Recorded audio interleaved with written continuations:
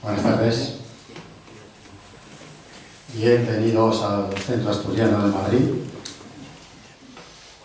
la casa regional de España más antigua, ya tiene 142 años, y quizá no solamente la más antigua, sino la más activa. Es la entidad privada de España que más actos realiza al año. Eso ya dice algo de la actividad de esta casa. Y suele haber actos, generalmente todos buenos, algunos excepcionales, que la verdad, el que tenga tiempo para venir tiene amenidad suficiente sin tener que ir al teatro ni al cine, que también hay que ir porque es muy sano. Pero bueno, aquí la verdad que se ofrecen cosas muy importantes y es una casa abierta. En el salón, salvo casos excepcionales, puede entrar todo el mundo, aunque no sean socios. Que por cierto, el que quiera ser socio, le abrimos las puertas para que se haga socio. Hablábamos antes que a 25 kilómetros tenemos una finca de recreo, una finca que tiene algo más de 70 hectáreas, con unas actividades deportivas importantes. Hay otras cosas que, bueno, pues no son deporte, hay actividades lúdicas, incluso pues litúrgicas, porque también se hacen misas de campo en días de romería y actos especiales. Y hay un restaurante, un importante restaurante, con 300 y pico plazas para comer, o sea que pueden ir unos cuantos. Y bueno, pues nada, estamos encantados de que se presente aquí el sudario y bueno, y se hable de la Sábana Santa. Es que decíamos antes también que el día 2 hubo una conferencia sobre el sudario de Oviedo y la Sábana Santa. Entonces, mucha gente, el que vino aquel día, salvo raras excepciones, que hay 4 personas, no sé si 5, que aun estando aquel día estaban aquí otra vez, pero pues eso, dicen, ¿nos va a decir lo mismo? Pues no vamos. Y efectivamente, pues así es, que todos, o sea, en esa mayoría, se ve que vienen por parte de ellos, de los que nos van a ilustrar, nos van a enseñar, porque se preguntan si todo esto son falsificaciones. Y bueno, de esto se van a encargar, pues, principalmente Gustavo González y creo que también Víctor Cordero. Algo nos diréis del tema y saldremos convencidos si son o no son falsificaciones. Y bueno, entonces, como naturalmente hay que oírles a ellos, no vale de nada que yo me extienda aquí inútilmente, pues le cedemos la palabra, no sé por qué orden. ¿Sí?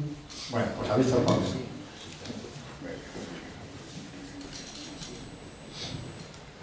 Bien, gracias a todos los que, primero al Centro Asturiano, por supuesto, por acogernos. Gracias a todos los que repetís el otro día y gracias a los que no repetís, a los que venís por primera vez, amigos y conocidos en muchos de los casos. Yo no sé lo que se dijo el día 2 aquí, yo sí tengo que decir que lamentablemente, con la prueba del carbono 14 en la mano, yo tengo que decir que el sudario y la Sábana Santa tienen todas las papeletas para ser reliquias falsas. Lo dijo el cardenal Balestrero, que es era el cardenal de Turín, el custodio de la Sábana Santa. San Juan Pablo II dijo que era un reto para la inteligencia, por decir algo coherente. Nosotros hoy vamos a intentar ver qué hay detrás de todo esto. Sí que ya adelanto que se salva mejor y es más antiguo y tiene más valor el sudario de Oviedo. Se salva mejor entendiendo en el sentido de la autenticidad. Este ratón no me llega abajo, Gustavo. ¿Qué bien? No, pasa así, directamente aquí. Vale. Lo que vamos a hacer hoy aquí es confrontar las dos reliquias. Dejadme quitar... No, ya parece que sí que funciona. Las dos telas usando el método del maestro Sergio Rodela. Por consiguiente, esta conferencia no se va a parecer en nada a la anteriormente dada, porque vamos a estar continuamente con los métodos del maestro Rodela. Vamos a confrontar los datos forenses, anatómicos, hematológicos, biológicos, biomecánicos, incluso los textiles, porque al final son dos telas.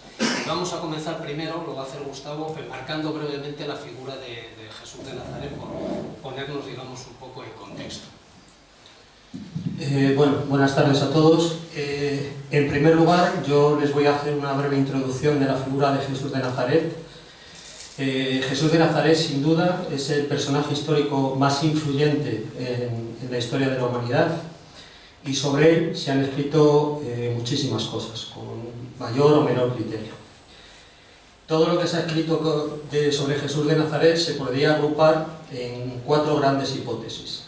Lo que podemos denominar hipótesis negacionista, que el máximo representante es Samuel Reimarus, aproximadamente a finales del último tercio del siglo XVIII, que es la hipótesis negacionista, que viene a decir pues, que Jesús de Nazaret es un invento y que todo es mentira y que es un invento de la Iglesia Católica. Hay otra hipótesis, que es lo que podríamos llamar la hipótesis mítica. Esta hipótesis se desarrolló aproximadamente en la mitad del siglo XX y viene a decir básicamente que Jesús de Nazaret es la representación moderna del mito de Osiris del antiguo Egipto. Hay una hipótesis crítica que también se desarrolló a finales del siglo XX, que viene a contar que Jesús de Nazaret lo que era un personaje político, un revolucionario del siglo I, y cuya misión era vencer o liberar al pueblo hebreo del yugo romano, y que con el paso del tiempo sus discípulos lo que hicieron fue mitificarlo y divinizarlo, convertirlo en un dios.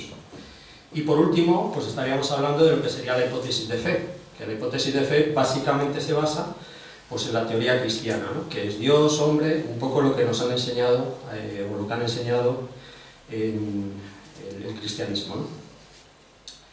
Bien, vamos a hacer un pequeño repaso para ver qué tenemos realmente desde el punto de vista histórico con la figura de Jesús de Nazaret. Aquí tienen todos los escritos originales que nos han llegado a fecha de hoy de la antigua Roma. Son 12 y están ordenados cronológicamente. Hay unos primeros que están en los años 30, entre el 30 y el año 40 después de Cristo, 50, 60, 70, 80 y a partir del año 90. Subrayado en verde lo que tienen son aquellos escritos que tienen algo que ver con cronistas que hablan de historia, es decir, que podrían ser en sí aquellos documentos que podrían hablar de la figura de Jesús de Nazaret. Es decir, un documento que hablaba de agricultura, pues no tiene mucho que decir sobre Jesús de Nazaret, pero sí aquellos documentos que en principio hablaban de historia. El primer documento es una historia de Rama, escrita aproximadamente en el año 30 después de Cristo, que evidentemente es una época muy temprana. Apenas había aparecido la figura de Jesús de Nazaret desde el punto de vista público, con lo cual no tiene por qué recoger la figura de Jesús. La segunda es una historia que habla de una biografía de Alejandro Magno, que tampoco, por ser un personaje distinto, tampoco tiene mucho sentido que hablara de Jesús de Nazaret. Y luego, a partir de los años 70, aparecen dos personajes que son Tácito y Fabio Josefo. Y estos dos personajes sí hablan en sus obras de Jesús de Nazaret. Por lo cual, tenemos que decir que desde el punto de vista de los manuscritos que nos han llegado de la Roma del primer siglo, el 100% de los cronistas de la época nos hablan de Jesús de Nazaret. ¿De acuerdo? No es que nos hablen solo dos, es que los dos que nos podían hablar de él nos hablan de Jesús de Nazaret.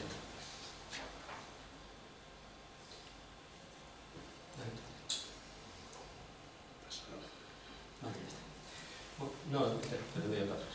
Vale, ya. Aquí tienen, básicamente, me voy a detener simplemente, porque creo que es importante, en lo que escribe Tácito, ¿vale? porque Tácito en su libro Anales nos dice cosas que creo que son muy importantes. Primero, relaciona la figura de Cristo con la figura de Jesús, ¿de acuerdo? O sea, relaciona a Jesús con Cristo. Además, relaciona Cristo con movimiento que se llamaba cristianismo.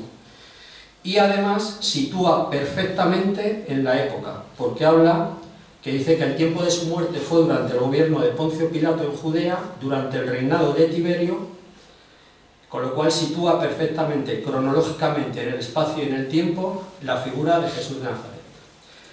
Esto seríamos, digamos, poco por encima los testimonios que tenemos no cristianos. En lo que se refiere a los testimonios cristianos, tenemos que hablar que el principal, evidentemente, son los evangelios. Cuando hablamos de los evangelios, evidentemente habría una primera etapa, que sería la propia predicación de Jesús, la vida de Jesús y su predicación. Una segunda etapa que sería cómo los discípulos hacen una predicación oral de lo que habían aprendido de Jesús de Nazaret. Y una tercera etapa que sería la redacción escrita de los evangelios. Sobre esto tendríamos para estar hablando toda la tarde, ¿no? Digamos que el primer evangelio inicialmente se ha situado en torno al año 70, a la década de los 70, aunque los últimos hallazgos arqueológicos cada vez lo sitúan en un periodo anterior. El segundo y tercer evangelio sería Mateos y Lucas, que sabemos perfectamente porque tienen parte que se basan en lo que escribió Marcos, que fueron escritos con posterioridad, y el último evangelio sería el de Juan. Y por último, un poco como introducción a lo que hoy realmente nos vamos a hablar, que son de los lienzos de la pasión, pues decimos que el que realmente habla de los dos lienzos de la pasión, de los cuales vamos a hablar hoy, es Juan 27. Dice literalmente: y contempló allí los lienzos tendidos y el sudario, que había cubierto su cabeza, no puesto con los lienzos, sino enrollado en su sitio aparte. Es el primer evangelista que cita expresamente los dos lienzos de los cuales vamos a hablar hoy.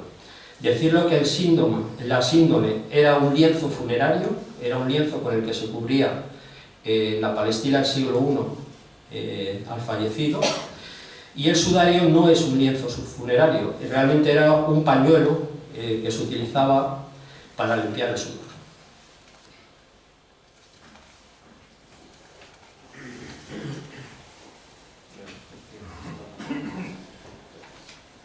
Bien, vamos ya concretamente a cada una de las dos piezas. La sábana santa es una tela que mide 4,5 metros casi, 4,36 por 1,13. Para verla bien hay que quitarle todos esos recosidos que tienen ahí, esos son todo manchas, quemaduras, remiendos que le han puesto las monjitas, etc.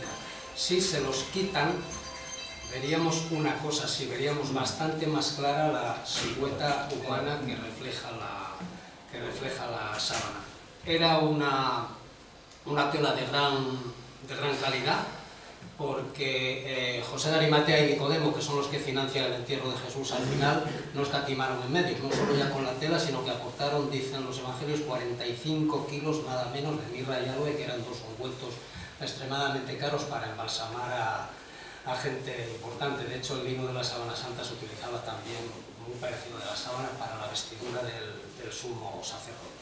La historia más conocida de la sábana arranca en 1204, cuando la famosa Cuarta Cruzada llega a Estambul, o Constantinopla, o Bizancio, como quieran, y en lugar de seguir a Jerusalén, que es lo que tenían que hacer, arremeten contra Constantinopla, cristianos contra cristianos, se cometen las mayores tropelías que se puedan imaginar, no hay monja que quede sin ser violada por los propios cristianos, y se llevan de Constantinopla a los cruzados todo lo que pueden. Por ejemplo, nada más y nada menos que ese pequeño icono de plata que es la Virgen Nicopea, que hoy es la patrona de Venecia y está en la Catedral de San Marcos en Venecia, la corona de espinas, que hoy está en la Sainte-Chapelle de París, y por supuesto la sábana santa. Como a Erdogan le dé, como a los griegos, por reclamar las piezas, vamos a tener un problema, evidentemente.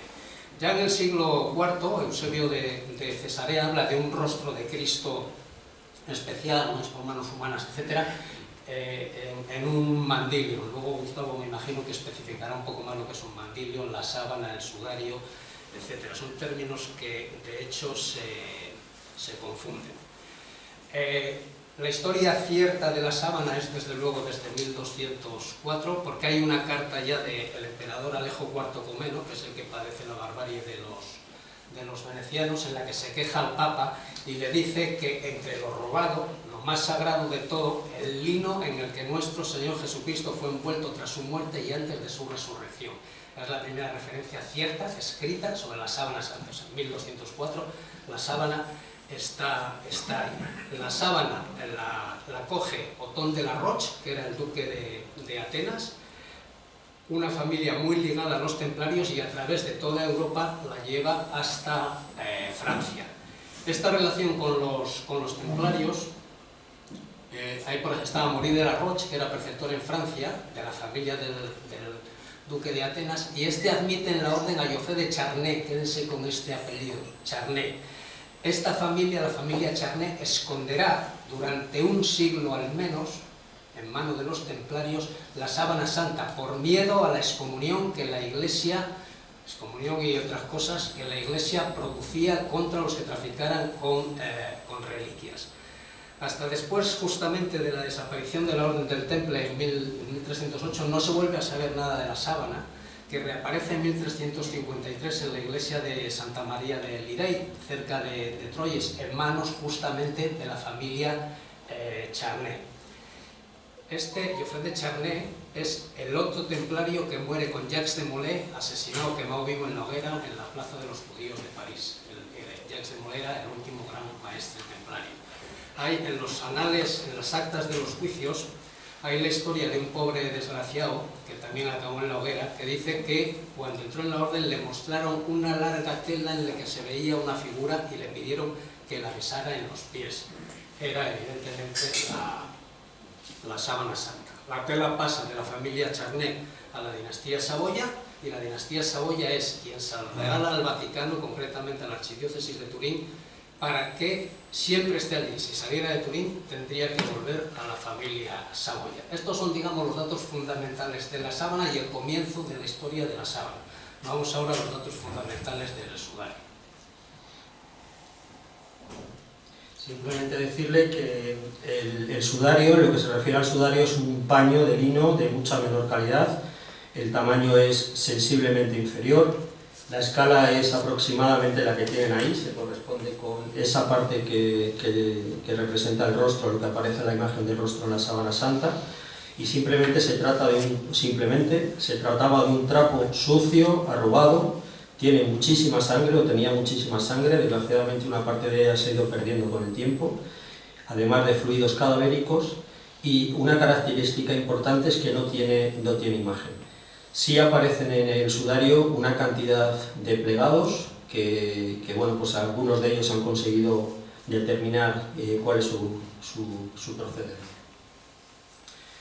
En lo que se refiere a cómo llega el sudario al punto actual donde está, en la Catedral de Oviedo, pues la primera referencia que la tenemos es en el año 614, donde se sitúa el sudario en Alejandría. Decirles que entendemos, lo que hay documentación realmente es de que lo que estaba viajando era el arca que contenía el sudario. Realmente no sabemos si el sudario era realmente lo que estaba viajando.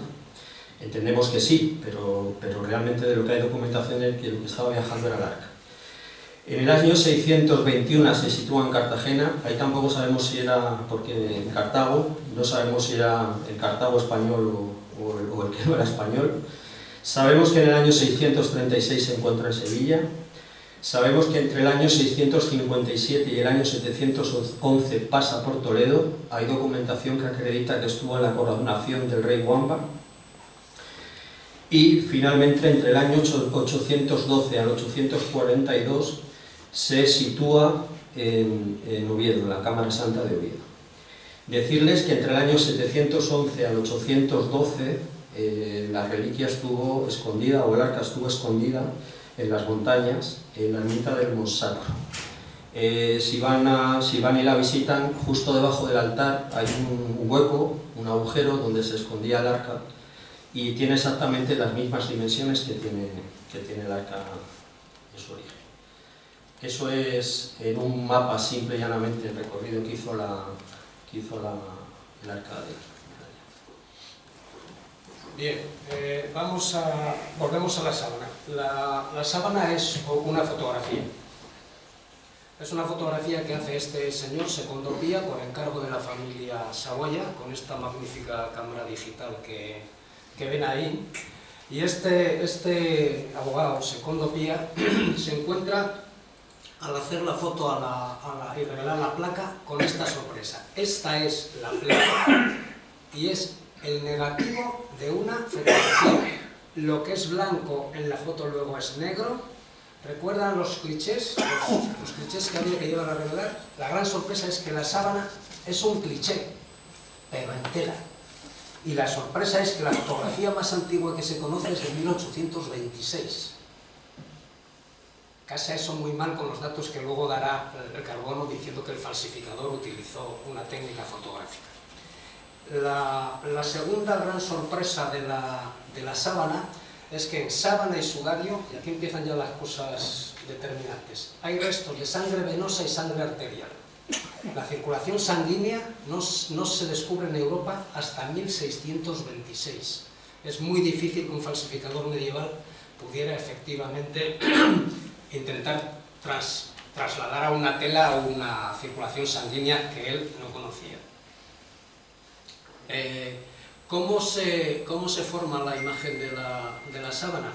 Lo va a explicar posteriormente con más detalle Gustavo. Eso que ven ahí ya es la conversión del negativo a un positivo.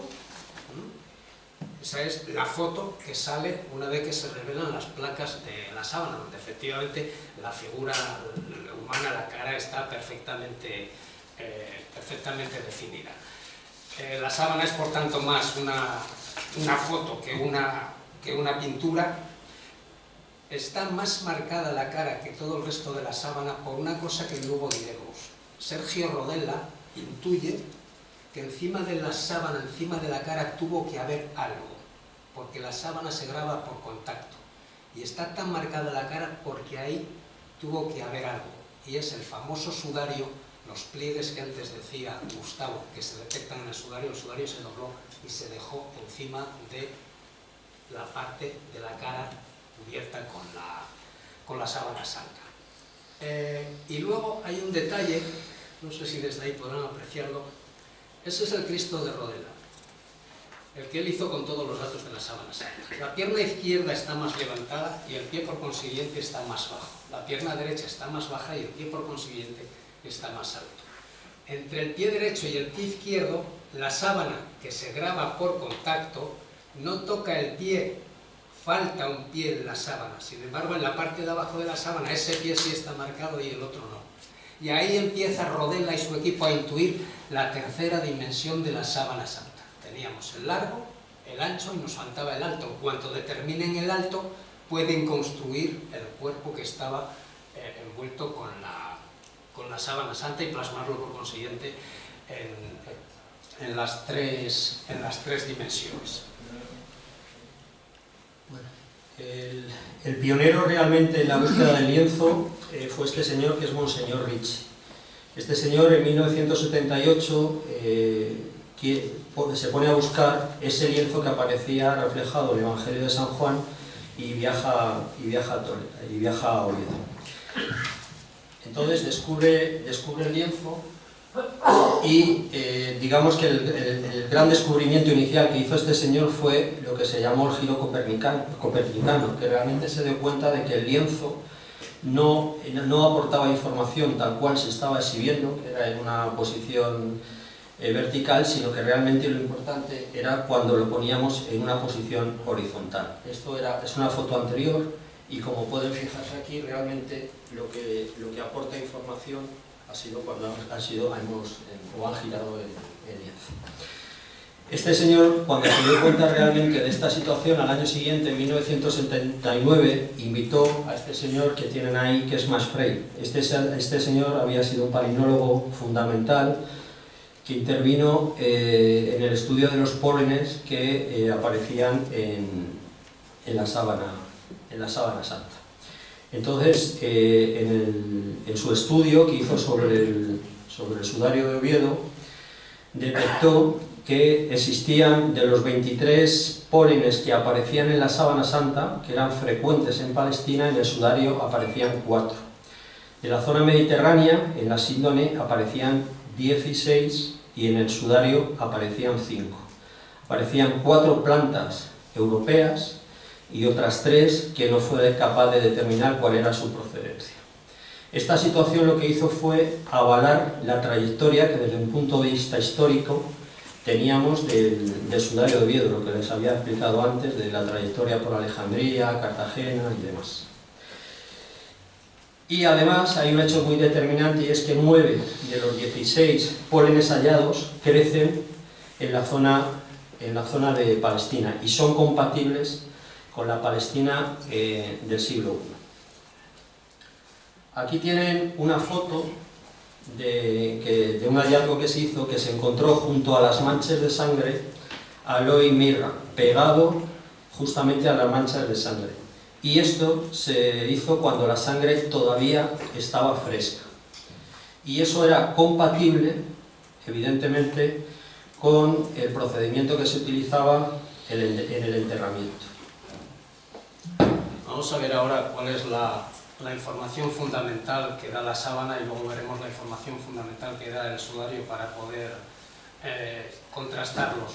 Rodella, para llegar a sus conclusiones de la tercera dimensión, trabaja con un equipo múltiple que luego veremos en más detalle de las universidades de Padua y de Venecia, y desde el descubrimiento de que falta el pie llega a intuir y a poder medir un poco la tercera dimensión. Luego da un paso más con lo que se llama el filo de ferro, sería un alambre. Él, con un alambre muy moldeable, va silueteando la posible figura de la sábana santa. Y evidentemente, si ese alambre luego la estiramos, nos da una cara bastante más larga. ¿Qué es lo que pasa exactamente con la sábana santa? Si la sábana santa está pegada al cuerpo, reproduce una cara. Cuando se estira, tenemos esa cara alargada que tenemos en la sábana santa. Es decir, si lo hubiera pintado alguien, y aquí hay pintores, si lo hubiera pintado alguien, habría pintado una cara normal, no una cara tan alargada, una cara muy rectangular, además, por otro detalle que luego veremos. La información fundamental que da la sábana es que se trata de un varón de perfil caucásico, de raza blanca, con rostro estrecho, no tan marcado como aparece, pero rostro estrecho. Era un hombre atlético de 1,80 de altura, pesaba unos 80 kilos, calzaba un 43, la medida del pie es exacta. Dicen que probablemente tenía las piernas un poco más largas de las que correspondían a ese cuerpo, lo que le daba una presencia, digamos, un empaque mayor como figura. Y cosa muy curiosa, sangre de tipo AB. Es una sangre muy poco habitual en Europa. Si hiciéramos una prueba aquí, a lo mejor no había ni 3 personas que tengan ese grupo sanguíneo. Aquí hay una. ¿Alguna más? Una. Mientras que en Israel, en la zona de Palestina, es un grupo de sangre habitual. Y, importante, es la misma sangre AB, la que hay en el sudario y en la sábana santa. Nos dice además la sábana que el titular de ese cuerpo, si me permiten hablar así, murió por un edema pulmonar agudo, efecto obviamente de la crucifixión y de la enorme pérdida de sangre que tuvo desde el Jueves Santo por la tarde hasta el momento del Viernes Santo en la cruz, aparte de todos los traumatismos que tuvo en la caja torácica. ¿Qué más nos dice la sábana santa? Que ese cuerpo sufrió un proceso de flagelación, probablemente de pie y con los brazos al menos a la altura de la cabeza, porque tiene latigazos en los costados que si no, no se habían producido. Dato importante, ese cuerpo tiene el hombro derecho luxado. En la sábana hay 3 centímetros de diferencia de altura entre el hombro derecho y el izquierdo. El brazo derecho es más largo que el izquierdo. Los detractores de la sábana dicen o decimos, ahí hay un motivo de falsificación, se le ha ido la mano al pintor. Sin embargo, hay un documento que justifica esta alusación, y es el Evangelio. Es un documento como pueden ser los de Tácito o Flavio Josefo. El Evangelio dice que camino del Calvario Jesús cae. Ojo, Jesús no llevaba la cruz como estamos habituados a verla, como se presenta en toda la iconografía, con una cruz completa. Jesús llevaba, como todos los ajusticiados a la crucifixión, solo el madero transversal. Cae, se parte la nariz, se luxa el hombro, ya no puede levantar el madero, y los romanos, que no se caracterizaban precisamente por ser hermanitas de la caridad, al primero que pasa por allí le dicen: majote, te ha tocado, que es Simón de Cirene, coge el madero, que aquí este caballero ya no puede ni con el alma. Y es Simón de Cirene el que carga con el madero hasta el Calvario. La sábana da perfectamente claros los datos de la luxación. La colocación de los clavos es un solo clavo para los 2 pies, mientras que hay evidentemente un clavo para cada muñeca. Y debajo de los pies tuvo que haber o tenía que haber algún tipo de soporte para que el reo pudiera respirar, porque el objetivo era alargar el padecimiento lo más posible. Si no podía respirar, prácticamente en cuarto de hora, 20 minutos se habría muerto. Entonces había un sitio para que apoyara un poco. La colocación de los clavos, repito, era uno para los 2 pies. Hay unos regueros de sangre en la sábana que arrancan desde las muñecas, que provienen de los clavos. En la sábana está perfectamente delimitada la lanzada, y hay líquido pulmonar también en la sábana del orificio de entrada de la lanzada. Y, ojo, ahora se ha descubierto también el orificio de salida en el omóplato izquierdo, en la parte de atrás de la sábana. O sea, hubo entrada y salida, lo que propició esa gran descarga de fluido pulmonar del cadáver, de este cadáver que estamos trabajando. Sale sangre y agua, como dice el propio Evangelio, y la última característica que nos da la sábana de este cuerpo es un fortísimo, si se puede hablar así, rigor mortis. El rigor es rigor, ¿no? Bueno, como si pudiera ser más fuerte aún el rigor mortis, porque de hecho no pudieron estirar el cadáver, por eso está doblado, y muy probablemente ese rigor mortis ya estaba producido en la propia cruz, es decir, en cuanto murió, porque científicamente está demostrado que el estrés, y todos lo sabemos, nos contraemos, y estrés debió tener un poco ese cuerpo. El shock hipovolémico de la flagelación, con toda la pérdida de sangre, incluso en la propia cruz, porque los hematomas de la flagelación en el roce para respirar en la cruz se fueron abriendo y quedan las huellas en la sábana santa e incluso en el sudario. En una esquina del sudario están esas huellas.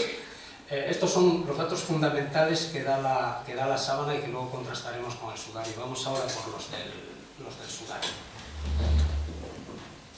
Creo que se me oye, ¿no? Levanto un poco la voz. Bueno, esta es una representación del sudario de Oviedo, de la parte posterior del sudario. Aquí se puede determinar que existe claramente un pliego que lo que hace es que gira el sudario y se traduce exactamente en la posición siguiente.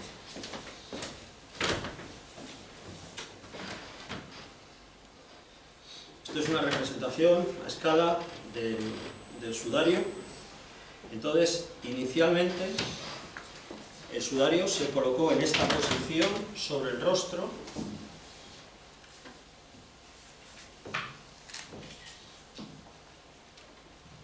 Justo hasta el elemento de pliegue, y en esta situación lo que se hizo fue plegar y tapar el rostro de esta forma. Esto hace compatible el primer descubrimiento que aparece, que es que las manchas que se pueden ver aquí son manchas que son completamente simétricas, y son simétricas respecto a un eje que es ese eje de pliegue.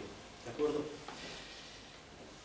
En esta posición, aquí atrás, con este trozo que aparece aquí, fue un trozo que se llevó, aquí falta un trocito del sudario, que es eso negro que aparece allí a la izquierda, que fue un trozo que se llevó el Monseñor Ricci en la visita de 1972.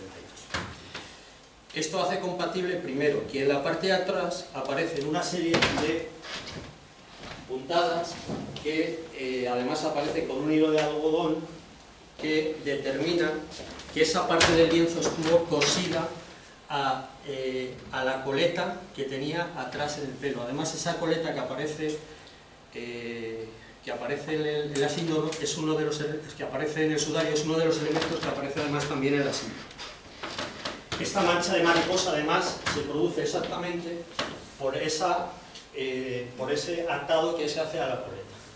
Aquí aparecen unas manchas puntiformes que se corresponden con la posible corona de espinas que tenía en la parte de atrás. Decir que también la iconografía cristiana ha representado siempre Jesús de Nazaret en el momento de la crucifixión con una corona de espinas, cuando los datos que aporta la síndrome y los datos que aporta el sudario no son esos, son que era un casco de espinas, realmente, que además se corresponde con algo que tendría mucha más lógica, porque cuando se coronaba a alguien se le coronaba con un casco, no se le coronaba con una corona. Bueno, en esta posición aparecen además una mancha principal que está mezclada con edema de fluido pulmonar y una mancha, digamos, secundaria que se produce inicialmente en sentido descendente y luego en sentido ascendente. Eso viene, parece ser, por los estudios forenses, porque la posición inicial en la que se coloca el lienzo es con Jesús todavía en la cruz. Entonces, en esa posición, al no poder taparle porque estaba todavía crucificado y darle la vuelta con el lienzo entero, lo que hicieron fue plegarlo. En esa posición las manchas tienen por gravedad un sentido descendente. Cuando lo bajan, lo descienden de la cruz, evidentemente la cabeza se queda por debajo de los pies y lo que hace es que ese líquido, ese fluido, lo que hace es que sube hacia arriba y forma esta mancha que tenemos aquí arriba. ¿De acuerdo?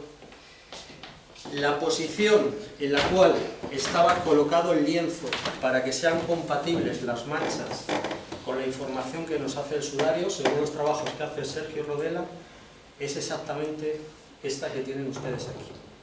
Esta sería exactamente la posición que estaría colocado el lienzo sobre ese rostro. Aquí aparecen además unas huellas, porque en un determinado momento debieron de presionarle para evitar la salida de los fluidos y demás. Pero esto es exactamente la posición que tendría el lienzo situado en el rostro de Jesús de Nazaret.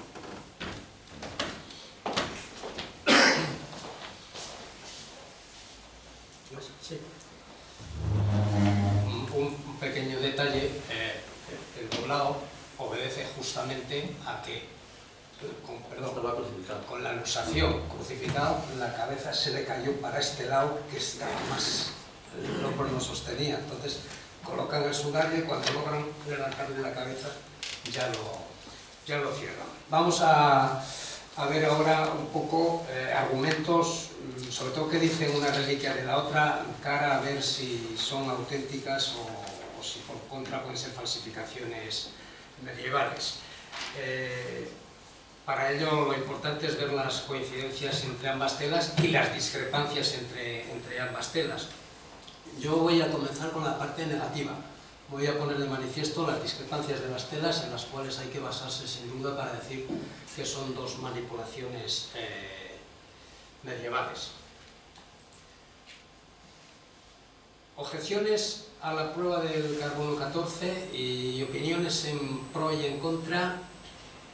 Pueden encontrar ustedes todas las que quieran. Objeciones a la historicidad de la sábana, todas las que se buscan. Desde las más peregrinas, hay un médico de Sevilla que se atreve a decir que Jesús estaba en estado cataléptico, que no murió, que salió de la catalepsis y se fue, y por eso no hay cadáver que reproduzca la sábana santa. hasta el obispo de Troyes, que se cogió un rebote inmenso porque los peregrinos que iban a su catedral dejaron de ir para ir a Santa María del Lirey a ver la sábana santa. Y le escribe Gregorio VII diciendo, para esto, que eso es falso, porque ya mi predecesor me dijo que conocía al que pintó la sábana. Lo que le pintaba era él muy mal las limosnas que desaparecían, evidentemente. La sábana santa, desde luego, es uno de los objetos del mundo más estudiados, si no el que más, y el que tiene posiciones más contradictorias.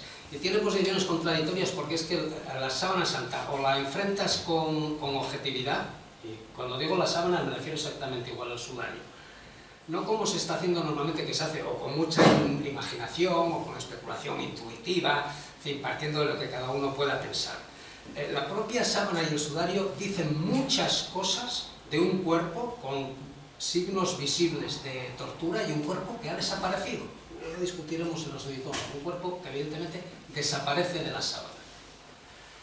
El argentino Borges, que no es precisamente un confesional católico convencido de misa diaria, escribió un maravilloso poema que son Los Conjurados, y el primero de esos poemas es Cristo en la cruz, y habla de la sábana y el sudario, se refiere a ellos y sintetiza un poco la búsqueda que estamos haciendo mucha gente en torno a estas reliquias, ¿no? Dice Borges que el rostro que hay en la sábana no es el rostro de las láminas, de las estampitas, porque no lo es, no es un Cristo edulcorado, es áspero y judío, y Borges dice, no lo veo, pero seguiré buscándole hasta el día último de mis pasos por la tierra. Desde luego hay una cosa, quien afirme rotundamente que la sábana es falsa, se encuentra ante un muro que es incapaz de saltar y que la inmensa mayoría de las veces no intenta ni bordearlo. Y el muro es, vale, de acuerdo, es falsa. Dígame usted cómo se hizo. Deme una pista, deme un camino para encontrar una salida a esa falsificación. La gran incógnita para los negacionistas, además, se agrava muchísimo en 1975, cuando Monseñor Ricci llega a Oviedo y se pone a trabajar con los datos del sudario. Sudario, hoy, y me duele reconocerlo y decirlo, porque yo soy recriado de Oviedo, en Oviedo no saben lo que tienen. Bueno, perdón, no sabían lo que tenían cuando fue Monseñor Ricci, que les pidió un trocito, y si pide el sudario se lo llevan entero, porque no sabían lo que era. Tenga usted, cortaron con la tijerita y tenga usted, feliz viaje, Monseñor. O sea, es cruel, pero es así. Podemos ir a argumentos tanto a favor como en contra, todos los que ustedes quieran, como les digo. Tenemos, por ejemplo, por citar dos italianos que trabajaron mucho esto, Liberato Di Caro y el profesor Borrini. Liberato Di Caro aplica la técnica de los rayos X de gran espectro y luz rasante también, y dice que puede demostrar, y lo demuestra, que la descomposición de la célula, de la celulosa en el lino, le permite afirmar que la sábana, la tela, viene de Palestina y siglo I. En el lado opuesto, Matteo Borrini. Matteo Borrini hace un experimento con un voluntario, le pone unos tubitos, mete un líquido rojo para ver cómo sale de las muñecas la sangre, y llega a convencerse de que los signos que hay en la sábana de cómo discurrió la sangre son falsos, porque la sangre de su voluntario no corrió así. O sea, ni el experimento tiene ciencia, porque no usa ni siquiera sangre animal, ni tuvo en cuenta que se clavó un cuerpo estando boca arriba, se levantó, se le tiró para acabar de sacarle los clavos a martillazos por detrás para luego sacarlos por delante. Es decir, no reproduce en nada Borrini el experimento que hizo, no reproduce nada la situación de la crucifixión de la sábana santa. ¿Cómo se produjo la imagen? Si llegáramos a saber cómo se produjo la imagen, probabilísimamente acabaríamos con todas las discusiones de si es falsa o es verdadera. Y miren qué cosa curiosa. El director de cine David Rolfe ha ganado uno de los BAFTA. El domingo fueron los Oscars. Los BAFTA son los premios de la Academia Británica. Este hombre se ha jugado $1 millón contra el Museo Británico, con toda su capacidad de pintura, de análisis, de reproducción de espectrografías, etcétera, del Museo Británico, a que eran incapaces de conseguir una copia exacta de la sábana santa. Se encara con el doctor Hyde, que es el director del Museo Británico, por una razón. Este Hyde fue el coordinador de los 3 laboratorios que hicieron la prueba del carbono 14. Evidentemente Hyde no aceptó el reto, pero el reto sigue por parte de Rolf. Hoy se pueden conseguir cosas muy parecidas a la sábana santa, pero no iguales. No hay manera de conseguir cosas iguales.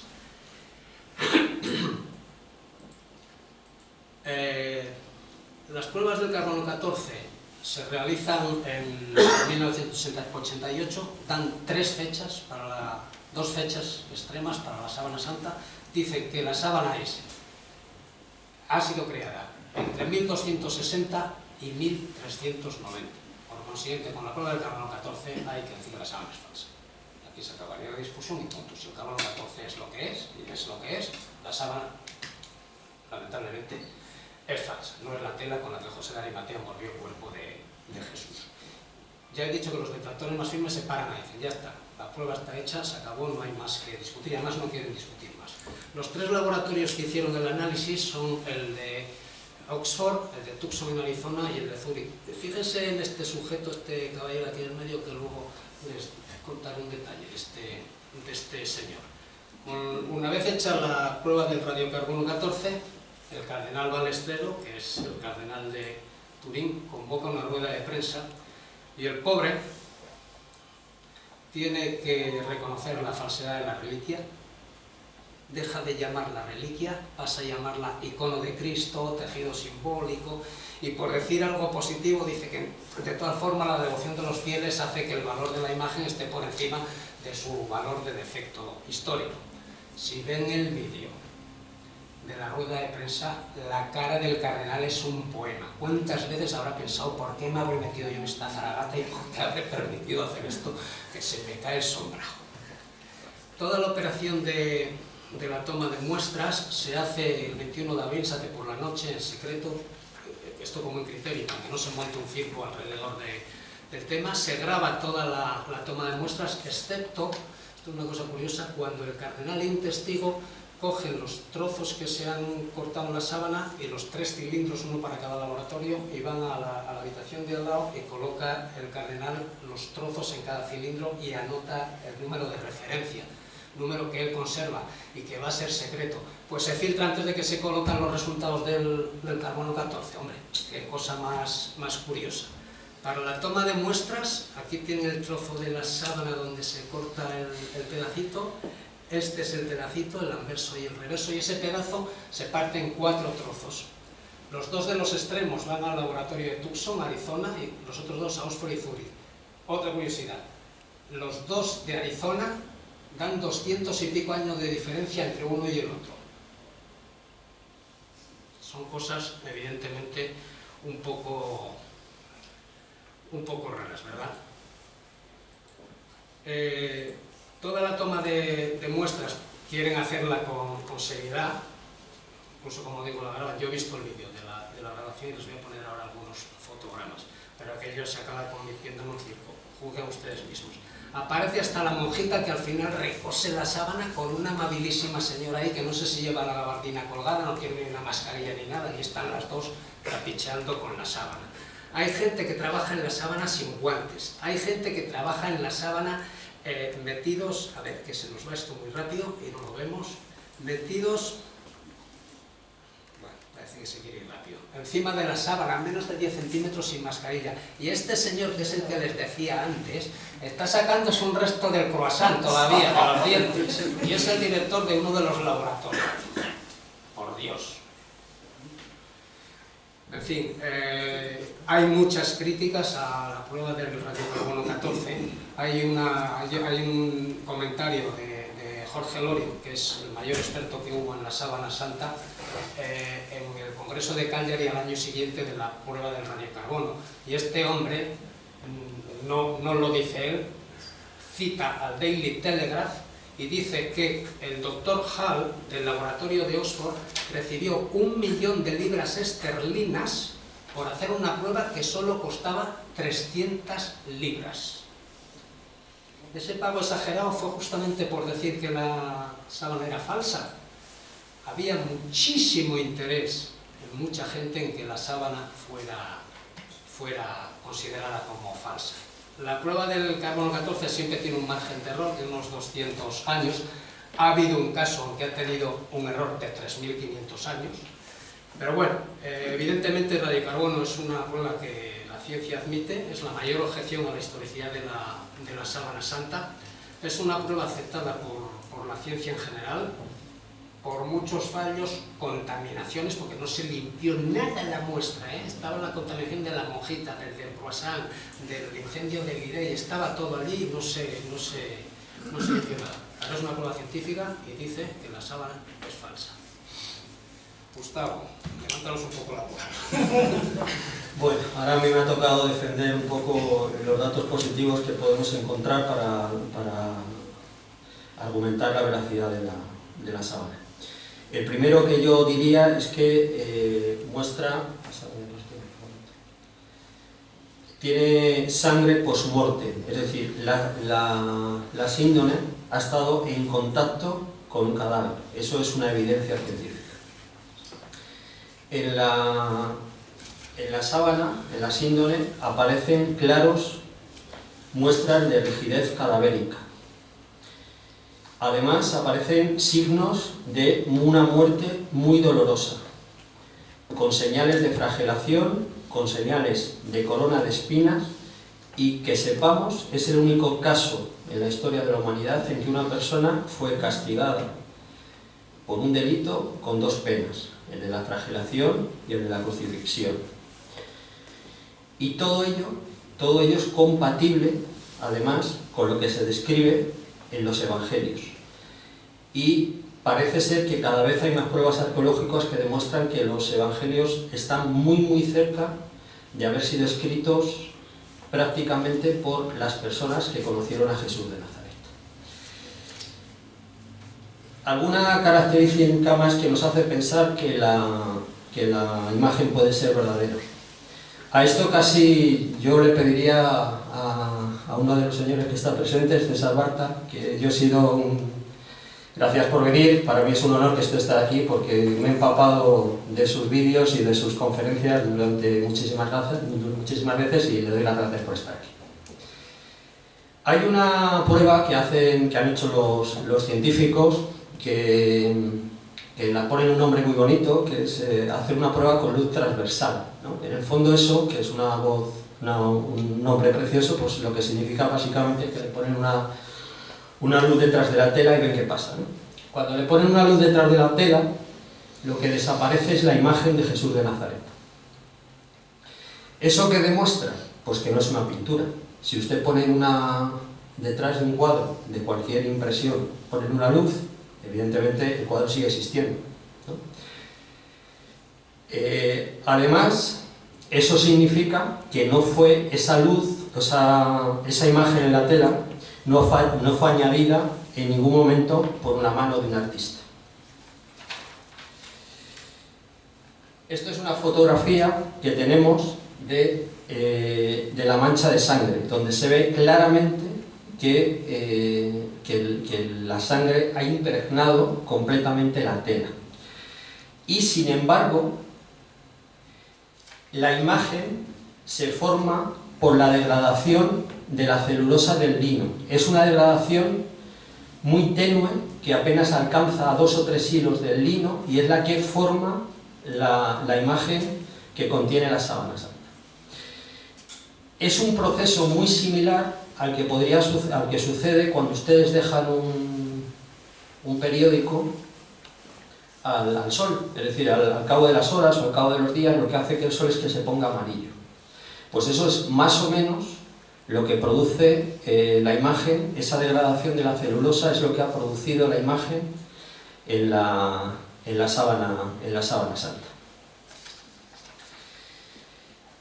Bueno, Esto es una de las teorías que durante más tiempo pues, se ha difundido, y era que la sábana santa era una falsificación que se había hecho en la Edad Media de un señor que conocía pues, la cámara oscura, y que con esa cámara era capaz de hacer la reproducción de la figura de una persona. Bueno, eso sería más o menos la representación que teníamos de la cámara. En 1995 hay un historiador sudafricano que se llama Nicholas Chaine, que hace este experimento y ve cuál es el resultado. El resultado que le da cuando hace la prueba es este que tienen ustedes ahí. Este señor lo que hizo fue utilizar un lienzo que lo había impregnado con una solución de plata que era sensible a la luz, y con esa solución de plata, a través de una cámara oscura, pues es lo que le salió eso, ¿vale? Entonces él decía que esto era la forma en la que se había sido reproducida la sábana santa. Bien, aquí hay dos incongruencias, además de una tercera, porque hay mucha gente que ha dicho, ha habido personas que han dicho que esto lo había inventado Leonardo da Vinci y que conocía el tema de la cámara oculta, sin saber que Leonardo da Vinci, como bien os había dicho antes Víctor, la tela apareció en Lirey 102 años antes de que naciera Leonardo da Vinci. O sea, no solo conocía la fotografía, sino que era capaz de hacer una fotografía 102 años antes de nacer. Es maravilloso. Bueno, esta es la representación que sacó este señor utilizando la cámara oscura. Si se fijan, en la zona de la barbilla, en la zona del cuello, lo que se forman son unas sombras, porque evidentemente la luz, al final, cuando por una longitud de onda recta, al final lo que produce es dependiendo de cómo se proyecte, pues va a formar una serie de sombras y demás. Esas sombras que va a producir se van a traducir en el negativo que tomemos. Y evidentemente esas sombras no aparecen en la sábana santa, con lo cual hemos descartado que sea una fotografía y hemos descartado completamente que sea una representación pictórica. Bueno, estas son las conclusiones que el equipo Sturm hizo cuando dedicó un gran número de horas a analizar la sábana santa. La respuesta a la pregunta de cómo se produjo la imagen o qué fue lo que la produjo permanece hasta ahora, como lo fue en el pasado, como un misterio. Podemos concluir por lo pronto que la imagen en la sábana santa corresponde a la de una forma humana real, de un hombre flagelado y crucificado. No es el producto de un artista. Las manchas de sangre están compuestas de hemoglobina y también arrojan un resultado positivo a seroalbumina. La imagen es un misterio que continúa y hasta que estudios químicos adicionales sean hechos, quizá por este grupo de científicos o tal vez por algunos científicos en un futuro, el problema permanecerá sin haber sido resuelto. Bien, volvemos al sudario y a las objeciones principales a la autenticidad del sudario. Con la prueba del carbono 14 que también se le hace al sudario, lo coloca perfectamente en el siglo VII, es decir, cuando el sudario llega a Cartago, sea en España o sea en África, y luego pasa a Sevilla, y por consiguiente el sudario es también tan falso como puede ser la sábana santa. Tampoco tuvieron en cuenta, al hacer las pruebas con el sudario, de toda la contaminación que ha sufrido el sudario. El sudario tiene carmín de besos de piadosas señoras que besaron el lienzo, cabellos de esas piadosas señoras que debían haberse echado algo para que no se les cayera el pelo. Hay incluso, que eso Gustavo podía echar un rato con ello, un cabello en la parte que se recogió, que se cosió del sudario a la coleta del cuerpo, y ese cabello sí que es original. Después de la voladura de la Cámara Santa en 1934, en la Revolución de Asturias, aguado con pólvora, como saben, el sudario quedó pues de pólvora y polvo bastante bien tratado. El funcionario que luego consideró que había que volver a pintar de purpurina el marquito donde estaba porque se había deteriorado, cogió el bote de purpurina y lo puso medio encima del sudario, total, ¿qué más da? Le damos aquí, le damos a la pintura. Y para qué contar, evidentemente, el toqueteo cuando llega Monseñor Ricci y coge la tijerita y te cacho, quiere un cachito más para su mamá o para algún monseñor allí en Roma. O sea, que ha sufrido el sudario porque no tenían ni idea en Oviedo de qué era. Si han visto a los obispos diciendo bueno, al revés, no sabía lo que bendecía. Afortunadamente hoy ya se expone como Dios manda. Y para declarar la falsedad del sudario hay un argumento que nos brindan los propios que dicen que el sudario es auténtico. Porque los que dicen que es auténtico mantienen que son coetáneos, sudario y sábana, que estuvieron juntos, envolvieron al mismo cuerpo. Vale, pues si claramente la sábana es falsa por el carbono 14, el sudario también es falso y no hay ni que recurrir a las contaminaciones. Vamos a, después de, digamos, esta parte expositiva de razones en pro y razones en contra, vamos a intentar pasar a una parte ya un poco de conclusiones. Fundamentalmente tenemos que ver qué dicen una reliquia de la otra. Sí que sabemos que hay un documento, a la gente le cuesta llamar documento a los evangelios, son tan válidos como los de Flavio, Josefo, los de Tácito, los que llamamos un documento. Hay escrito, que no hay escrito, cuando se haya escrito es un documento histórico que está ahí, que dice que las dos reliquias coincidieron, porque cuando San Pedro llega a la Magdalena, al final una mujer, curioso, a decirle, que ha desaparecido el cuerpo, vámonos para allá, y van San Pedro y San Juan. Cuando San Pedro entra en el sepulcro, dice el Evangelio que ve los lienzos por el suelo y el sudario doblado aparte. Recuerden, doblado y probablemente encima de la parte de la cara. Nosotros vamos a intentar trabajar con una hipótesis y vamos a intentar demostrarla. Y la hipótesis es que ambos lienzos envolvieron funerariamente el mismo cuerpo, que se trata de un varón crucificado, probablemente judío, en el siglo I de nuestra era, y en Palestina. Si logramos probarlo, que es mucho probar, tampoco eso quiere decir que fuera Jesús de Nazaret. Ese sería otro paso, evidentemente. Yo voy a empezar, luego Gustavo hará ver las coincidencias y congruencias entre una pieza y la otra. Yo voy a empezar justamente por las no coincidencias. En este sentido casi me toca hacer un poco de abogado del diablo. Y voy a ver las divergencias. Cuando Sergio Rodela comienza a estudiar el lienzo del sudario de Oviedo, que lo hace en 2020, se encuentra con un problema, está a punto de decir no merece la pena seguir estudiándolo, porque el sudario denota una boca abierta, de al menos 1 centímetro, no un poquito abierta, de al menos 1 centímetro, y la sábana, la boca está cerrada. Por consiguiente, probablemente los dos lienzos no sirvieron a la misma persona. Sin embargo, él no se olvida justamente de que en la figura de la sábana hay un abultamiento ahí raro en la cabeza. La cabeza tiene como un huevo que mide 3 centímetros más de lo que debía medir. La gente dice, es que el falsificador tampoco se le fue la mano en la pintura, hombre, algo hay que disculparle. Pero Rodela había planteado una hipótesis, solo a modo de hipótesis, que es que para envolver el cuerpo, para enterrarlo, habían recurrido a una mentonera, como todavía se hace hoy en muchos sitios, para cerrar la boca del cadáver.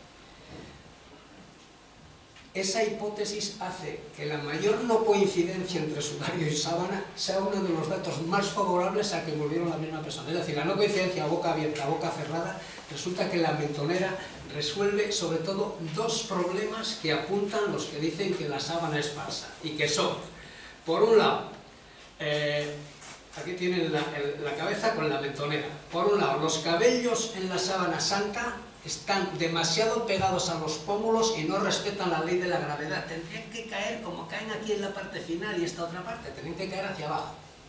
Por consiguiente, también ahí se le fue la mano al falsificador, tenía que haberlos pintado más caídos. Pues no, con la mentonera eso tiene una perfecta explicación. Y sobre todo un dato técnico, ¿recuerdan la imagen? Aquí hay una parte blanca en la cara que no está grabada en la sábana, porque no hay contacto, porque está la mentonera.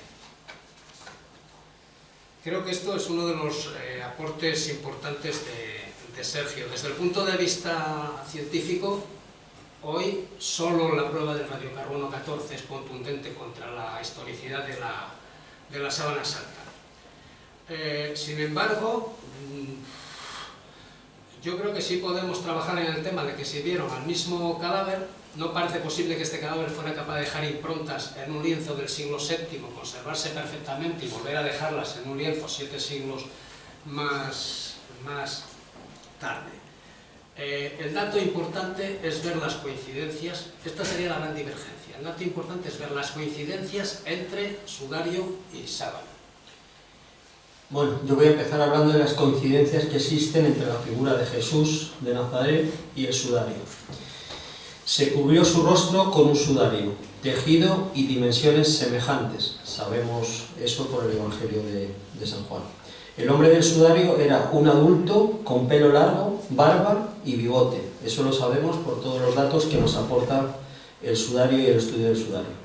Morfología de todo compatible con un hebreo, grupo AB. Decir que en el sudario, también el grupo, también existe mucha más sangre y la sangre también es del tipo AB. Fue torturado, rostro deformado y ensangrentado.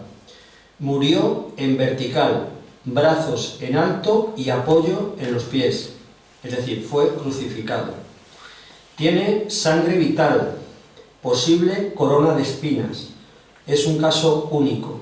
La explicación que se da a la existencia de sangre vital es que, como bien ha explicado antes Víctor, para que un crucificado pudiera, no se muriera asfixiado, lo que hacía es que se apoyaba en los pies, se erguía para poder respirar. En ese proceso de erguirse, lo que hacía es que se volvía a golpear la corona de espinas contra la parte de la nuca, y lo que provocó es que esas heridas nunca cicatrizasen, y por eso aparecen restos de sangre vital. Murió con un edema de pulmón agudo, consecuencia de sus tormentos. Descendido al suelo, fue transportado hasta el lugar de la sepultura. Eso lo sabemos por la doble dirección que tiene la sangre y el líquido del edema pulmonar. El sudario se espolvoreó de mirra y aloe al retirarlo. Eso es una costumbre típica del siglo I de Palestina. El sudario se encontró enrollado sobre sí mismo y se conservó. Y la tradición afirma que es de Jesús de Nazaret y se venera como tal. Ustedes deberán de juzgar si estos son datos suficientes o no para dictaminar si es auténtico o no lo es. Respecto a los datos, a la relación que existe entre los datos que nos aporta el sudario de Oviedo y los datos que nos aporta la síndone, decirle que los datos antropométricos son compatibles. Es decir, las manchas nunca pueden ser las mismas. Si nosotros los caballeros que estamos aquí, cuando nos afeitamos, nos cortamos, por mucho que nos pongamos un Kleenex, nunca vamos a obtener la misma mancha de sangre en el Kleenex que hemos obtenido.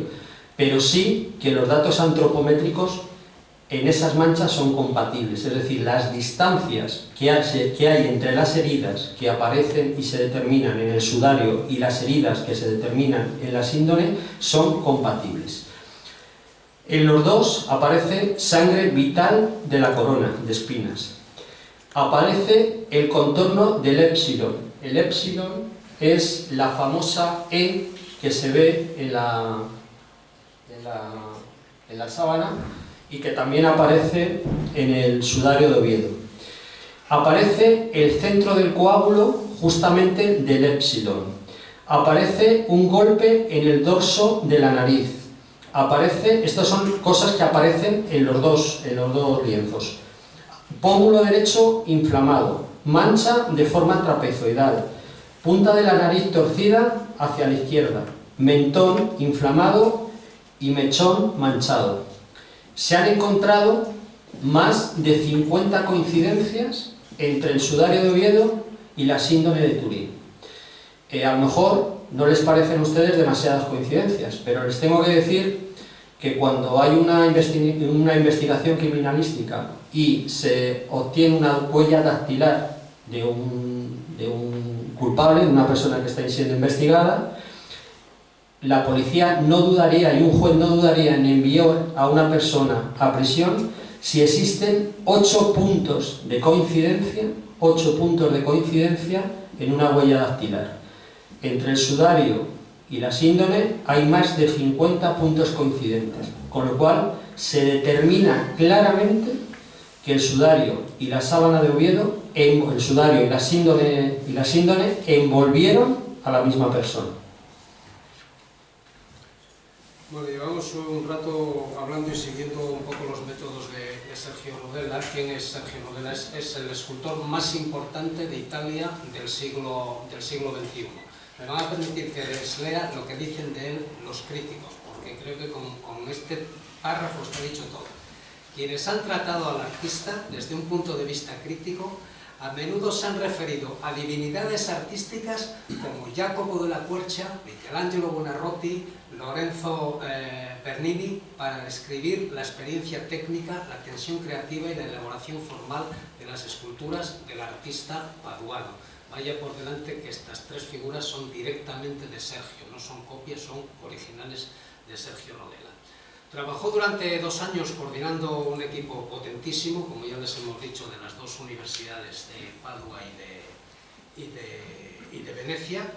Ellos son los que comprueban que la sábana se imprime por contacto, que a más contacto más imagen y viceversa. Eso les permite encontrar la tercera dimensión en la sábana. Hasta ellos teníamos largo y ancho, pero no el alto, y el alto es lo que permite hacer la escultura del cuerpo de la sábana santa, con la que luego Rodella puede cotejar el sudario de Oviedo y el rostro que sale del sudario de Oviedo. Cuando Rodella concluye su trabajo, presenta el cuerpo en las 3 dimensiones, el éxito mundial es brutal. Desde medios del Vaticano, el Vatican News, a la CBN americana, pasando por medios del gobierno de la República Popular China, periódicos australes, hasta en España se habló del cuerpo de Rodella. Aquí me permiten que haga yo el cuerpo de Rodella estuvo aquí, la única vez que salió de los palacios de los papas de Italia y vino a Madrid, y la conferencia episcopal no le hizo ni puñetero caso. Trajimos nosotros a la colegiata, afortunadamente estuvo 10 días y la gente pasó a ver el Cristo de Rodella.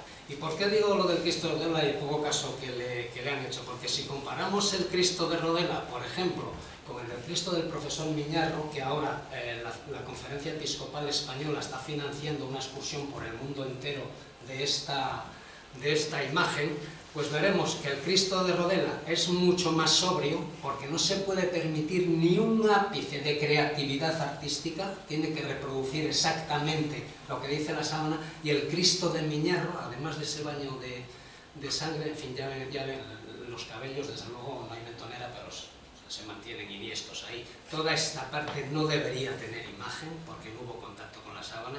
Este pie se le ha ido un poquito, pero bueno, yo no soy nadie para criticar a uno de los imagineros actuales de moda en España. Los métodos que utiliza Rodella para las 3 dimensiones del cuerpo son los mismos, y el mismo equipo que utiliza para estudiar el sudario de Oviedo.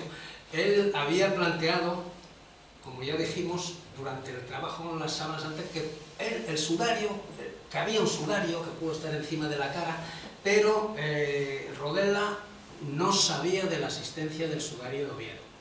Soy yo quien le pone en contacto con el sudario de Oviedo en 2020, le envío una copia certificada y él comienza a trabajar entonces en este tema. Él da un paso, va a intentar colocar las manchas del sudario en un rostro y cotejarlas con el mismo rostro en la sábana santa. Lo primero que hace es, sobre el esqueleto de hierro con el que su equipo de técnicos le definió el cuerpo que debía modelar en 3 dimensiones, en la parte mandibular, porque el sudario lo que da es información de nariz y boca, construye una mandíbula y una nariz, y sobre eso construye un rostro. De especial interés le resultó a Sergio en aquel momento el trocito que se salvó del corte de Monseñor Ricci, hombre, con un poquito más también nos quitan esa información, porque fíjate dónde fueron a cortar, en una mancha de sangre del sudario. Le llama la atención porque le da información que ya le había dado la sábana, que es la información de la flagelación.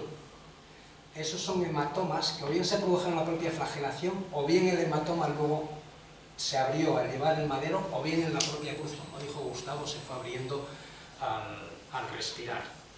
La flagelación se hizo con este flagrum romano, los había de 3 cabezas como este, o de 2 cabezas, y en la sábana santa Rodela identifica estos protocolos, y es el primero y único que lo hizo, buscando uno por uno los 3 golpes y los 2 golpes. Identifica 61 golpes en el dorso, 101 en la espalda, pero hay que multiplicarlos por 3 y por 2. 425 palos le dieron a este cuerpo los verdugos romanos. Es mágico que haya sobrevivido, porque como dijo Gustavo, casi eran incompatibles flagelación y crucifixión. Si te flagelaban, no te crucificaban. Y los judíos en el Deuteronomio prohíben dar más de 40 latigazos, porque eso llevaría directamente a la muerte, y es pecado por parte del verdugo. De hecho, San Pablo dice que 3 veces me dieron los 39 latigazos. O sea, San Pablo también debió pasarlas importantes. Sergio recoge, prepara los lienzos del sudario, tiene que ir sobreponiéndolos al rostro de la sábana santa. Es un proceso muy largo, con tecnología digital. Aquí les muestro dos de los pasajes. El proceso está muy estudiado, muy grabado, muy documentado. No podríamos exponerlo ahora aquí entero. Él tiene que ir milímetro a milímetro hasta ver si todo coincide efectivamente el sudario con el rostro que él creó, y una vez que ve que sí que ese rostro es el suyo, cotejarlo con la sábana santa, y resulta que son exactamente lo mismo. El resultado coincidente es increíble. Fíjense, no sé si lo pueden apreciar aquí en la esquina de la izquierda, los dos elementos, la coincidencia que hay entre las manchas del sudario y las manchas de la sábana santa, que es lo que traslada aquí una de las 2 esculturas. La coincidencia es realmente brutal. Yo creo que la última gran incógnita que queda es que la sábana santa y el sudario nos permiten pensar que han tratado a la misma persona. El trabajo del sudario, me siento responsable, permítanme presumir de ello porque estoy muy orgulloso de esto, desde luego, cierra el círculo de todos los interrogantes que Sergio Rodel había ido levantando con el cuerpo en las 3 dimensiones, y le da al sudario de Oviedo, y lo digo aquí en el Centro Asturiano con todo el orgullo, mucho más valor del que se le da, y ya no un valor religioso, sino un valor arqueológico espectacular. A partir de su trabajo en la sábana, Sergio se había convertido en un gran creyente, y el sudario fue su último trabajo, porque falleció el 17 de diciembre pasado. Justamente el día 7 me había escrito un WhatsApp, me decía: hola Víctor, a pesar del empeoramiento de mi enfermedad, el Señor me da fuerza para seguir trabajando todavía. Estaba trabajando en pulir detalles para ver cómo sería el rostro de Jesús si le quitara todos los hematomas, golpes, la nariz partida, etcétera, que se le produjo durante el suplicio de la pasión. Es decir, cómo sería el rostro de Jesús el jueves santo por la mañana, no el viernes santo por la tarde. Y con todo el recuerdo cariñoso a Sergio, probablemente el rostro de Jesús era así, que es ese tercer gusto que tienen ahí, que es el último trabajo de Sergio. Hay que admitir que todas las pruebas tienen argumentos a favor y argumentos en contra. Nosotros hemos querido exponerlas con cierta objetividad, sin prejuicios, y admitiendo incluso la prueba del carbono 14 a pesar de todos los fallos, contaminaciones, errores, incluso trampas, si quieren. Venga, admitamos la prueba del carbono 14. Tenemos una tela del siglo XIV y una tela corta del siglo VII. 7 siglos de diferencia. Por tanto, 2 falsificadores distintos. El problema es que quien dé credibilidad al carbono, en este caso, tiene que responder a la siguiente pregunta. ¿Cómo un falsificador medieval se carga de bártulos en Lirey, hace los 1291 kilómetros que hay a Oviedo, le abren el sudario, lo copia, se lo lleva al IREI y plasma eso en la sábana santa. Yo creo que no funciona, ¿verdad? Los datos que podemos extraer, en definitiva, ya son que han tratado a la misma persona, y en base a ella nosotros elaboramos nuestra hipótesis final. Nuestra hipótesis final es que tiene que ser Jesús de Nazaret.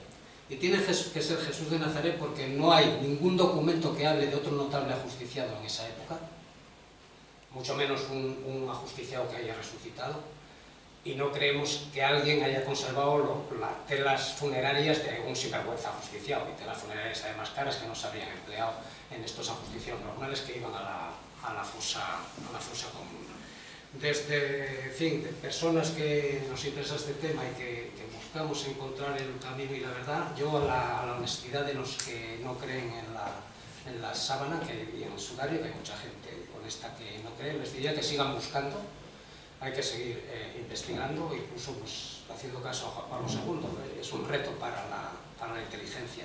Y sin embargo, pido a esos que respeten la fe del creyente, porque al creyente, además de seguir investigando, se le puede permitir venerarlas, por dos razones, yo creo. Una, si son falsas, porque recuerdan lo que sufrió entre la tarde-noche del Jueves Santo y el Viernes Santo una persona que cambió la historia del mundo. Y si son verdaderas, como diría el castizo, tela, ¿eh? Muchas gracias.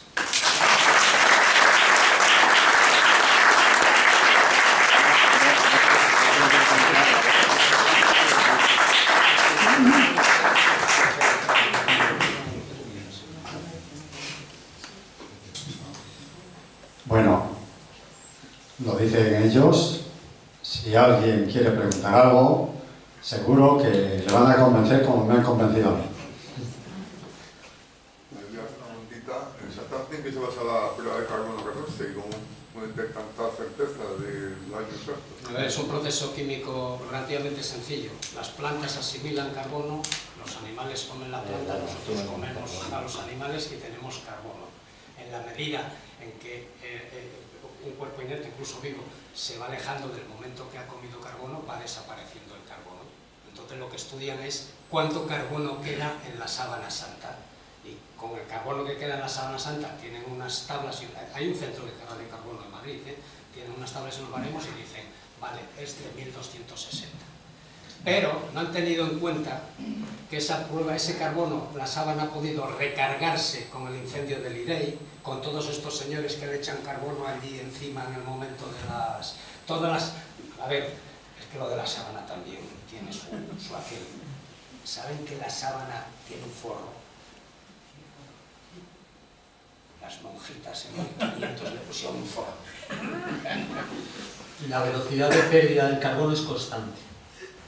Es decir, la velocidad en la que pierde el carbono es constante, por lo cual puedes calcular, o sea, no es constante, no es realmente constante, pero responde a una fórmula química, a una fórmula física. Entonces lo que calculas es, aplicando esa fórmula, el tiempo que ha transcurrido desde que esa persona murió hasta el día de hoy, en función de la cantidad de carbono que ha desaparecido. ¿Cuándo se hizo la prueba del carbono 14? En 1988, en los 3 laboratorios citados de Tucson, Oxford y Zúrich. Claro, y la gente dice, pues fácil que la vuelvan a hacer, hombre, y que limpien, vamos a acabar cortando muchos trozos a lo mejor de la sábana, ¿eh? Y es que además, cada vez que se abre la sábana, hay que mover el forro. Está en una cajita de madera, por mucho, ¿cómo se llama? El inerte, gas inerte que tenga, etcétera. La sábana la salva un bombero de un incendio en Turín, ¿eh? O sea, la parte de plata que cubre luego la de madera llegó a licuarse por el calor, no en esta, en Chamberí, y caer dentro de la sábana. Son las manchas esas que tienen ahí. Ahí ha recargado de carbono, que para qué te cuento, ¿no? ¿No existe, después de 40 años, alguna prueba más específica y más actual, y más fiable que quizá la del carbono 14? Empiezan con el radiocarbono 3.0. Ojalá que pronto sea una prueba que funcione. Antes de radiocarbono ya hubo también otras pruebas, por el grupo STURP, que llaman el informe NASA, que no es de la NASA, pero había dos técnicos de la NASA, 50 mentes privilegiadas del mundo, ya hicieron pruebas. Y estos son de los primeros grandes detractores de la prueba del carbono por la poca fiabilidad con la que se hizo y con la que se puede hacer la prueba. El inventor del radiocarbono, que ganó el premio Nobel por ello, fue el primero al que le pidieron que hicieran la prueba del radiocarbono a la sábana. Dijo, ustedes están locos, a esta pieza no se le puede hacer el radiocarbono. No hay quien limpie ya la muestra de todas las contaminaciones que ha tenido. Los templarios la teníamos o la tenían, ya saben que somos la orden del temple, por eso está ahí nuestro bosán, tenían la sábana en un relicario en un cuartel y la ponían para que la besaran los caballeros templarios. Es más, se hicieron copias malas en madera, y hay una en Inglaterra, del rostro de la sábana santa.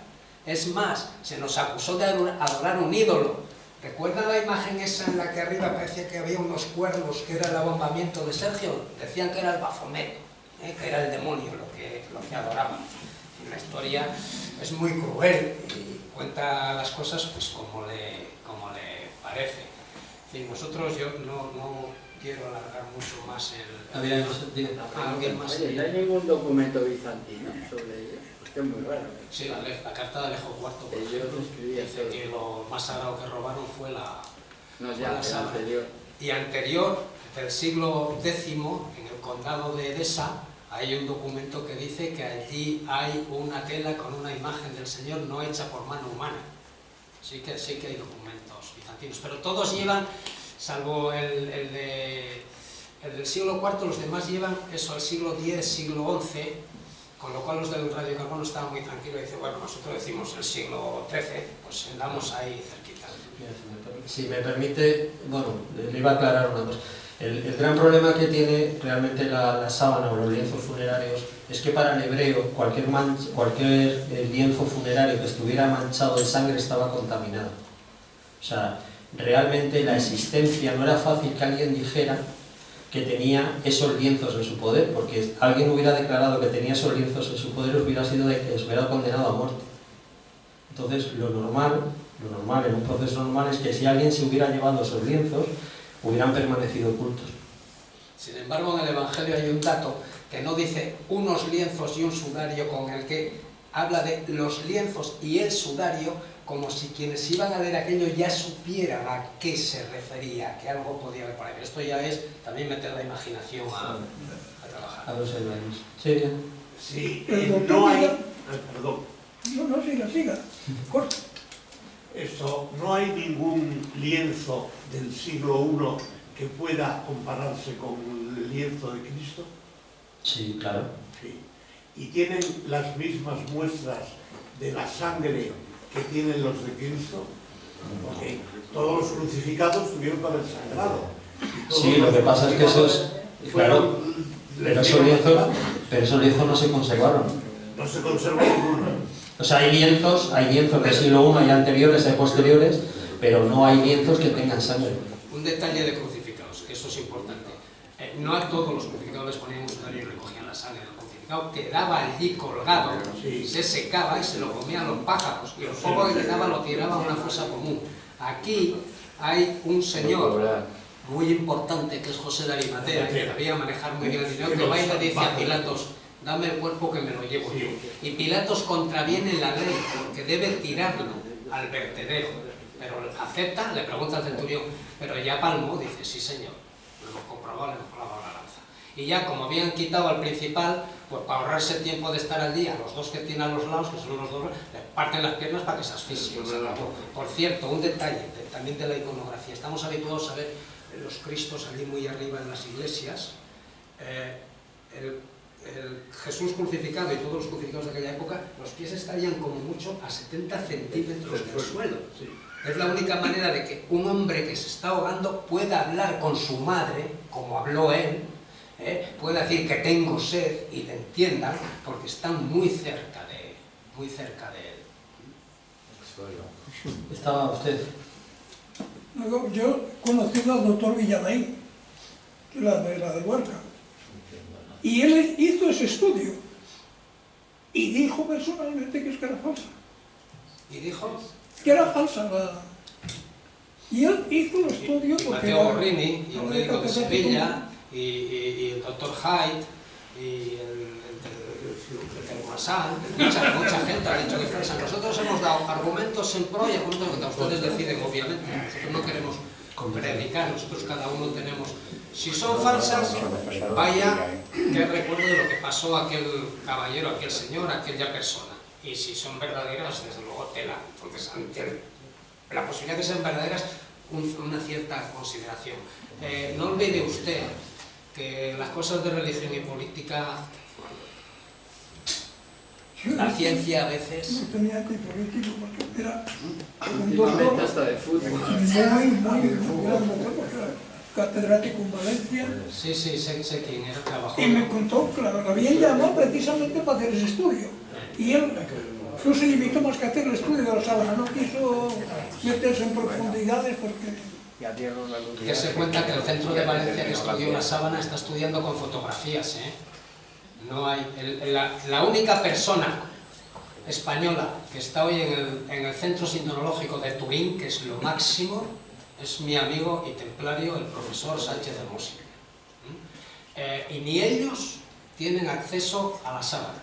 Van todo con fotografías de gran espectro, con todas las técnicas modernas, encontrando lo que pueden. Por ejemplo, les decía que en el sudario ahí puede haber una manchita, yo eso la verdad que no lo he visto, pero sí que está en la sábana de la salida de la lanzada que pueden comprender mucho mejor si el crucificado está más bajo, pues que atraviesa así, no tiene que andar haciendo, o sea, lo tiene muy fácil atravesar el corazón para ver si efectivamente está muerto, ¿no? Si me permites, Víctor. Verá si queda alguna pregunta, si no...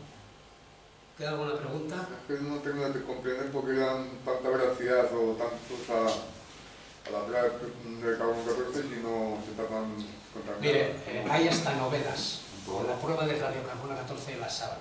Hay hasta una teoría que, ya que estamos ya fuera de contexto, la podemos ver.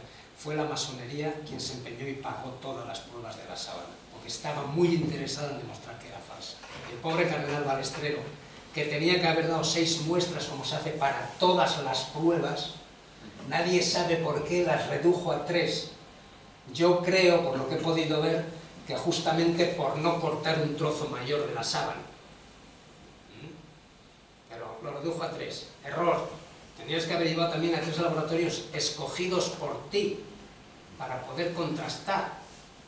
Pues aquello fue... Ojalá puedan ver, entren en internet, busquen el vídeo y vean la cara del cardenal Balestrero. O sea, un hombre hundido de los hombros, casi macilento, diciendo son falsas. Tuvo que ser una hecatombe mundial. Bueno, si permiten ahora 2 minutos a nuestro viceprior para concluir, que es el viceprior del Orden del Temple en España, Fray Ramón Moreno. Gracias, Víctor. Muchas gracias a todos por asistir. Solamente decirles 2 cosas. Lamentablemente no hemos podido traer un libro que se hizo exprofeso para la exposición del año 2020, que está escrito a caballo entre nuestro hermano Víctor y yo, en el que se explica todos los trabajos de Sergio Rodela y se habla de la historia de la orden, de lo que estamos haciendo, quién es la orden soberana y militar del Temple de Jerusalén en España, qué está haciendo y cómo nos hemos distribuido en toda España. Entonces, yo le voy a pedir a Víctor que todo aquel que quiera ese libro lo podremos traer aquí y lo pueden comprar. Es un libro muy bonito, está hecho en una edición especial y se han vendido, hemos tenido que hacerla hasta la 3ª edición. Y nada más, ya agradecerles esta visita que nos han hecho y la atención tan maravillosa que han tenido.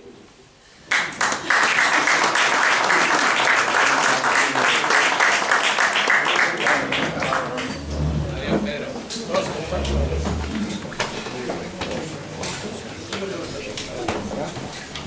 Bueno.